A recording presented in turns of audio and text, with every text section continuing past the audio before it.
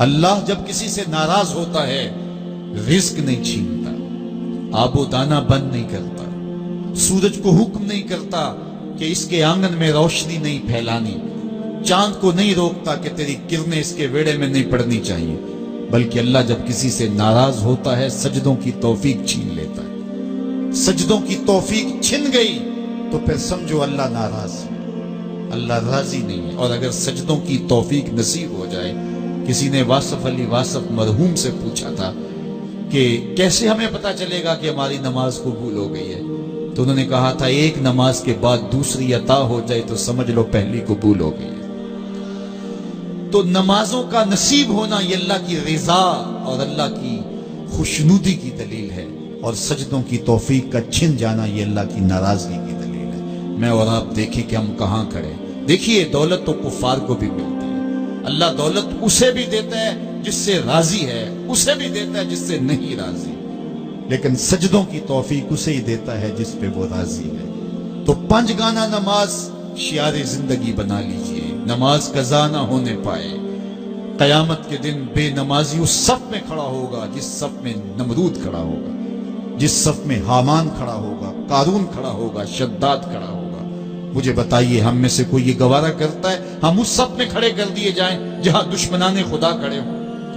آج کوئی نماز پڑھے یا نہ پڑھے، حشر کے دن حکم ہوگا کہ اللہ کے حضور سجدہ کرو، ہر کوئی سجدہ کرنا چاہے گا، جو نہیں پڑھتا وہ بھی کرنا چاہے گا، لیکن بے نمازی کی کمر اکڑ جائے گی، وہ آرزو رکھنے کے باوجود سجدہ نہیں کر پائے گا۔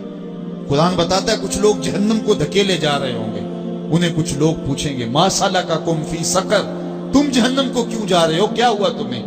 تو وہ جواب میں کیا کہیں گے؟ لم نک من المصلین، ہم نماز نہیں پڑھا کرتے تھے۔ سب سے پہلا حساب قیامت کے دن جو بندے سے لیا جائے گا وہ نماز کا لیا جائے گا۔ پہلا سوال بندے سے یہ ہوگا۔ یا چڑیاں بھی رب کی تسبیح بولیں اور اشرف المخلوقات سویا رہے، جب صبح کا وقت ہوتا ہے حشرات الارض بھی بلوں سے نکل کے رب کی تقدیس کے ترانے پڑھ رہے ہوتے ہیں۔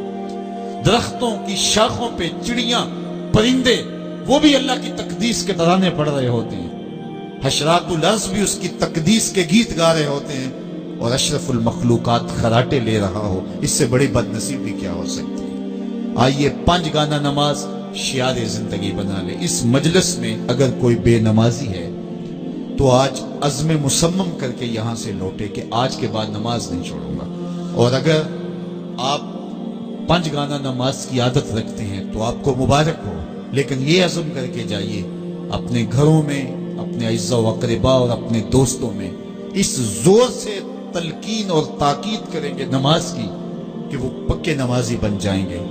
بندہ بندگی سے سجتا ہے، زندگی آمد برائے بندگی، زندگی بے بندگی شرمندگی۔ اگر زندگی میں بندگی نہیں تو زندگی کے پلے ہے کیا؟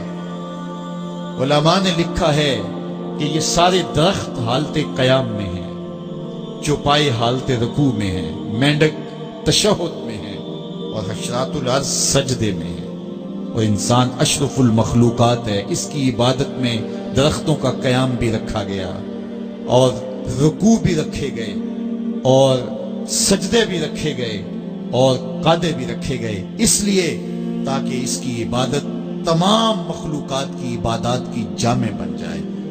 لیکن اس کے باوجود اللہ کے حضور سجدہ ریز ہونا پسند نہ کرے تو بتائیے کیسے رحمتیں اس کے اوپر اتریں گی؟ خوش نصیب تو وہ ہیں جو 5 گانا نماز ادا کرنے کے بعد تہجد بھی قضا نہیں ہونے دیتے، سجدوں سے اللہ کے حضور حاضری پیش کرتے ہیں۔ سب سے زیادہ بندہ اللہ کے اس وقت قریب ہوتا ہے جب سجدے میں سر رکھا ہوا ہوتا ہے۔ انسان کے اشرف اعضاء اس کے سر میں ہے، بولنے کی قوت زبان سر میں، دیکھنے کی قوت آنکھیں سر میں، سونگنے کی قوت ناک سر میں، چکھنے کی قوت زبان سر میں، سننے کی قوت کان سر میں، سوچنے کی قوت دماغ سر میں، اور سر مالک کے در پہ۔ ناک بھی رگڑ رہا ہے، پیشانی بھی رگڑ رہا ہے، اور زبان سے کیا کہہ رہا ہے؟ سبحان ربی الاعلی، مالک مجھ سے نیچے کوئی نہیں، تیرے سے بالا کوئی نہیں۔ انسان کو بندگی کا ذوق جب نصیب ہو جاتا ہے، جب اس کے حضور بندہ جھکنے لگ جاتا ہے تو پھر وہ کسی کے آگے نہیں جھکتا۔ وہ ایک سجدہ جسے تو گراں سمجھتا ہے، 1000 سجدے